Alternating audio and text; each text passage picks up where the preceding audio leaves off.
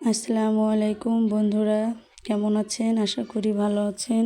আমি একটা নতুন রেসিপি নিয়ে চলে এসেছি আপনাদের সামনে। আপনারা দেখতে থাকুন। প্রথমে আমি সর্ষের তেল দিয়ে দিলাম, আলুগুলোকে দিয়ে দিলাম। আলু কেটে রেখেছিলাম, এই আলুগুলোকে আমি ভালোভাবে ভেজে নেব। এপাশ ওপাশ করে পুরো নেড়ে ভেজে নেবেন।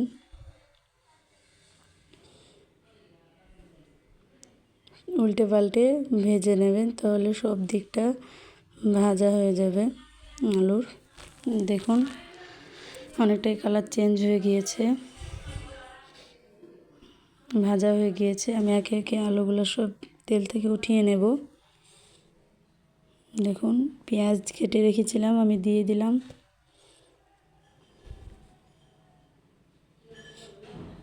হালকা পরিমাণে এখানে আমি সর্ষের তেল দিয়ে দেব। আপনাদের কাছে যে তেল থাকবে সেই তেলই ব্যবহার করতে পারেন। আমি সর্ষের তেল দিয়ে দিলাম। পেঁয়াজটাকে আমি ভালোভাবে ভেজে নেব। কালার চেঞ্জ হয়ে গিয়েছে, দেখুন আমি সবজিগুলো দিয়ে দিলাম। কেটে রাখা পটল আর বিচি দিয়ে দিয়েছি, আমি নেড়ে নেব। আর হ্যাঁ বন্ধুরা, অবশ্যই ভালো লাগলে লাইক, কমেন্ট আর সাবস্ক্রাইবার করবেন।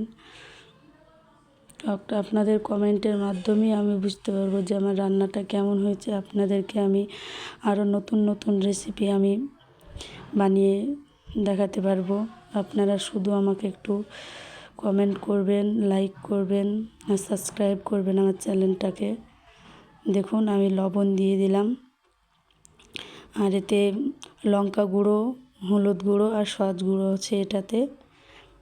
আমি সব একসঙ্গে দিয়ে নেড়ে নেব ভালোভাবে। কারণ আপনাদের যতটুকু পরিমাণে রান্না করবেন সবজি, ততটুকু পরিমাণে দেওয়ার চেষ্টা করবেন। আমি যতটুকু পরিমাণে রান্না করছি ততটুকু পরিমাণের দিয়েছি। জলটা অনেক শুকিয়ে গিয়েছে, তেলও ছেড়ে দিয়েছে।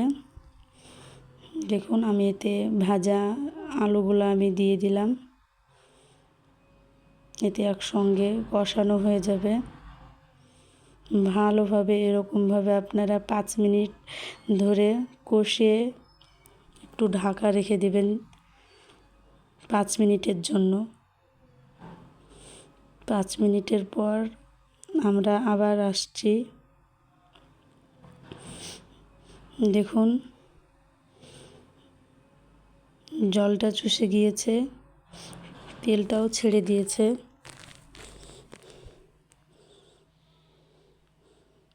ভালোভাবে নেড়ে নেড়ে কষে নেবেন।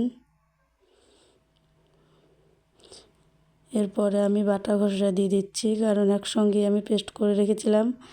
আদা, জিরে, রসুন, পেঁয়াজ আমি বেটে রেখেছিলাম, একসঙ্গে আমি দিয়ে দিলাম। এটাকে ভালোভাবে নেড়ে নেবেন। খুব সুন্দর একটা রেসিপি, আপনারা ট্রাই করে দেখবেন। এটাকে আমি নেড়ে ঢাকা দিয়ে দিলাম। 5 মিনিটের মতো ঢেকে আমি নেড়ে নিলাম। সুন্দরভাবে একটু নেড়ে নেবেন। অনেকটাই দেখুন কষানো হয়ে গিয়েছে, অনেকটাই কষানো হয়ে গিয়েছে। আবার আমি 2 মিনিটের জন্য ঢাকা দিয়ে দিলাম। দেখুন সুন্দরভাবে কষানো হয়ে গিয়েছে, গায়ে লেগে যাচ্ছে একে অপরকে। দেখুন খুব সুন্দর একটা রেসিপি, আপনারা বাড়িতে করবেন, খুব সুন্দর লাগবে খেতে। এটা পরিমাণ মতো এখানে আমি জল অ্যাড করছি। যতটুকু পরিমাণে জল লাগে ততটুকু পরিমাণে জল দিয়েছি। দেখুন বেশি জল দিয়ে দিলে আপনার ঝোলের পরিমাণটা বেশি হয়ে যাবে। এখানে আমি ঝোল বেশি করব না, সে কারণে অল্পই জল অ্যাড করেছি। এখানে আমি ঢাকা দিয়ে দিলাম। জলটা দিয়ে আমি 5 মিনিট পর আবার দেখছি। দেখুন অনেকটাই জল চুষে গিয়েছে। দেখুন হালকা পরিমাণে সিদ্ধ হয়ে গিয়েছে। আবার আমি ঢাকা দিয়ে দেব। 10 মিনিটের মতো আমি ঢাকা দিয়ে দিলাম। 10 মিনিট বাদ দিয়ে দেখুন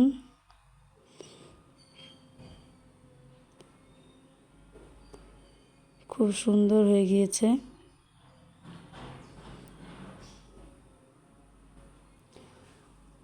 জলটা অনেক চুষে গিয়েছে। এবার আমি এতে ভাজা সস দিয়ে দিলাম। ভালোভাবে এটাকে নেড়ে দেবেন। হ্যাঁ, খুব সুন্দর রেসিপিটা আপনারা ট্রাই করে দেখবেন। আর হ্যাঁ, ভালো লাগলে অবশ্যই আমাকে কমেন্টে জানাবেন। দেখুন এবার দেখুন গ্লোটা দেখুন, শুধু দেখতেও খুব সুন্দর, খেতেও খুব সুস্বাদু। আপনারা ট্রাই করে দেখবেন, অবশ্যই আপনাদেরকে খেতে ভালো লাগবে। সুন্দর একটা রেসিপি।